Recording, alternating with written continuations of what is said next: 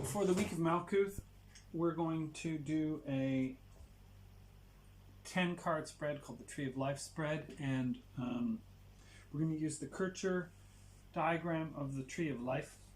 The idea is that the Sephiroth on the tree indicate the positions and therefore the meaning of the positions in the spread, and we can also compare them to one another using the patterns of the tree. So what we do is we shuffle and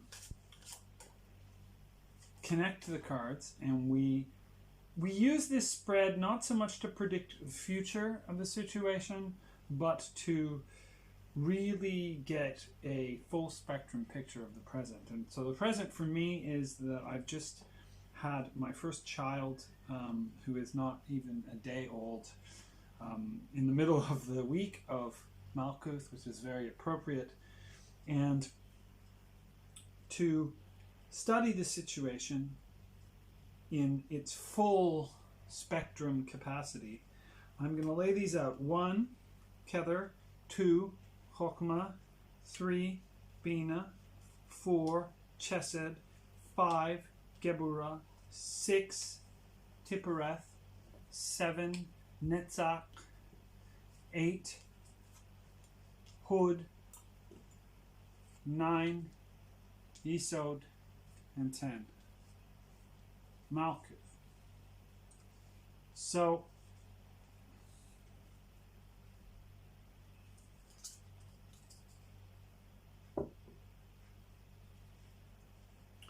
this is going to be the essence of the situation, the energy of the situation, the form of the situation.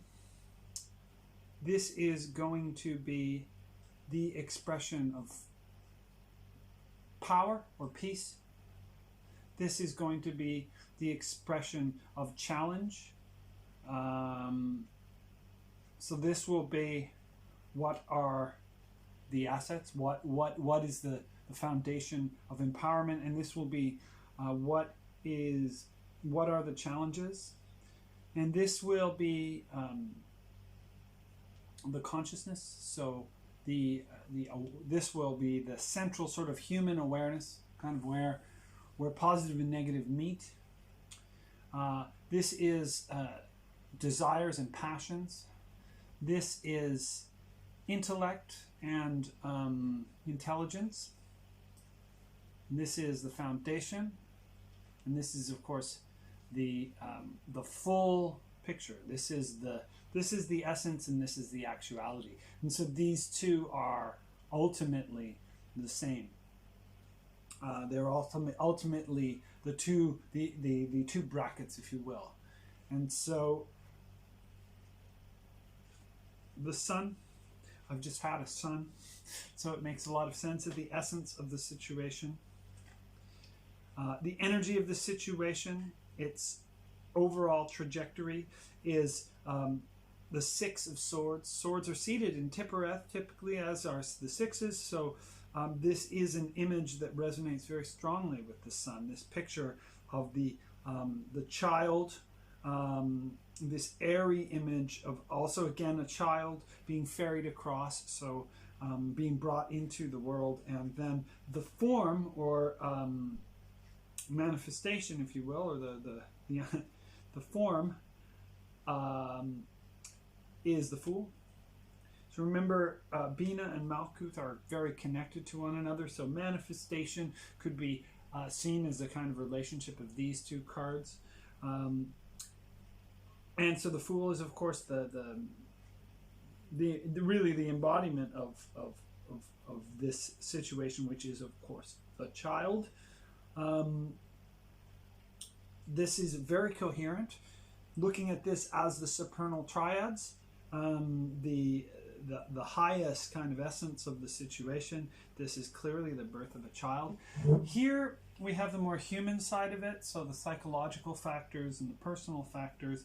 And so what is supportive is love, an absolute fountain of love, the Ace of Cups.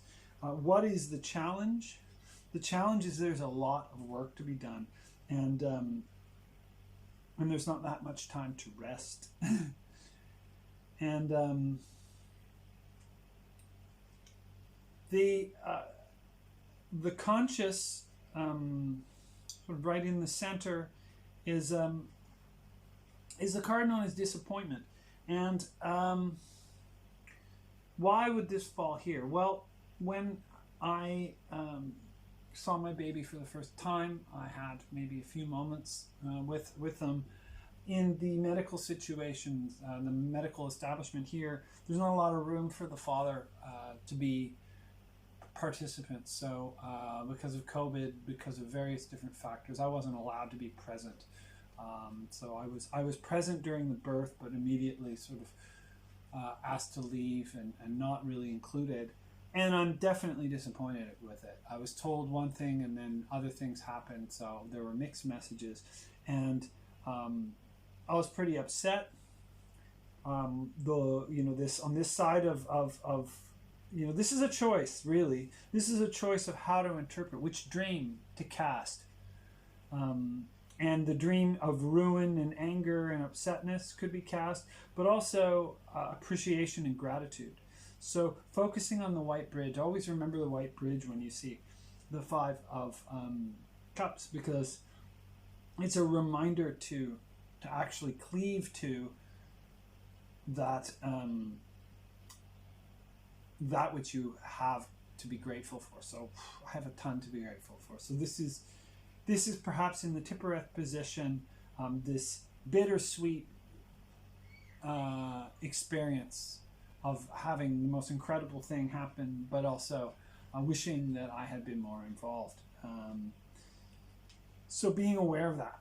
And then desires, the passions. Here we have really one of my favorite cards, the Two of Pentacles, which signifies harmonious change and juggling. So this is my energy is there to be involved and to dance and to be flexible and to be engaged. And it's obviously has quite a virile kind of emblem here. This is, you can see his hat, and the Two Pentacles are pretty obviously allusions to a kind of phallic nature. So there is definitely this kind of desire to be a juggler and everyman, to sort of be very involved. So that's good. You can see, of course, this follows the middle, the masculine pillar of the tree. So this makes a lot of sense, and the fact that this too is here down in Netzach, but it's really in the same. It's in the same pillar. It's in the pillar it should be. So it's nicely aspected here. It shows that Chokhmah, wisdom, is, if you will, manifest in the sphere of the passions in this particular case. So they're very harmonious. Then over here on the side of the tree that is more about challenge, you can see, and that makes sense, right? The unknown, a massive task, and then we have the Five of Swords, and the five, of course, you'd expect to see in this position. We can analyze a lot in terms of which cards fall in which areas. Does a 5 fall in a 6th position? Does a which pillars are they in? Which triads are they in? Because we can get a good sense of the contrasts, whether they're oppositional or harmonious. In this case, what we have is this guy is a kind of a bit of a trickster. So this is perhaps, I think of Hod as the sphere of cleverness. So this is a person perhaps thinking about all sorts of cleverness, games and gambits. And of course, these are sometimes military gambits, right? You want to, someone upsets you, you play games with them. We have to be aware of this tendency, right? So my first sense was that I didn't get what I wanted to be with my baby, so maybe I would make a complaint and cause some trouble for the people um, who basically helped me deliver my child. So I'm not going to do that. But this is sometimes known as the Lord of Defeat, and it's the nature of defeat, right? And an analysis of the nature of defeat. So if anything, I think I can be cognizant, intelligent about how defeat manifests as a giving up. So don't give up, and also disarm your opponents. Don't give your opponents weapons. So this is I think a little bit this triad really is a little bit about the bittersweet experience of the hospital situation here. Okay, so now we have a foundation. And the foundation, of course, is really the unconscious basis, the unconscious, what supports the situation. And this is the Four of Coins, the Lord of material power, the Lord of material wealth and power. So this definitely is saying, you gotta you got a baby, you need to support this family, obviously financially and through creating a stable. It's not just financial, but you look at this big city in the background. So there's Hong Kong. This is Hong Kong in a nutshell. And then finally, in the position of manifestation, we have the Wheel of Fortune. These are the two most resonant and important cards in the whole spread. And in this case, they're in exceptional harmony with one another. So the outcome, regardless of the sort of blips in the process, the outcome is very strongly positive. The fundamental situation is birth of a child and the new turning of a wheel. So the opening of worlds. So so this is how you would cast a Tree of Life spread. So just remembering crown, wisdom, understanding, mercy, severity, beauty, splendor and glory, or I like to think desires and wits, and foundation, and then finally kingdom. And so this is how you would look at a Tree of Life spread. You can also look at the triads. You can look at what's going on. This is quite material. This is more emotional, right? And then finally up here, it's very airy. So the spiritual is very airy and open. The creative is very flowing and creative and emotional. So there needs to be emotional intelligence.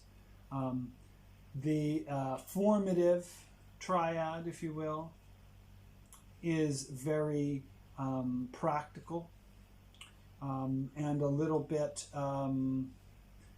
cunning, and then and has the need for cunning, and then finally the material is ultimately this picture of the synthesis of the whole, of good fortune, of connecting to life, and particularly singing with this one. You can also convert a Kircher tree into a Gra tree by pushing the middle pillar up. And these stay as Tiphereth, Yesod, and Malkuth, but the Dath position is now closed, and now we can look at these essentially three lovely triads. So we have this triad, which really kind of mitigates here. So just, don't cry over spilt milk and just move on and appreciate what you've got. This is the core of it. It's a new life. It's brilliant and joyful, and it opens a new world. This here, you can see right in the middle is let the love flow, be pragmatic, and focus on the task at hand. and stay present. And then finally down here, engage with the world. Don't let your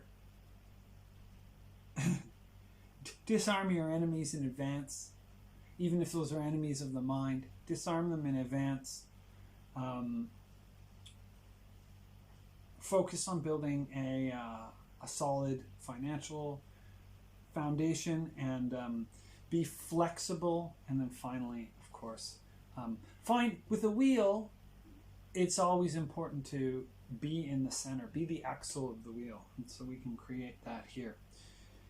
And looking at the pillars, the pillar of severity, it's a child learning lessons. The pillar of mercy is the joy of exploring a new world.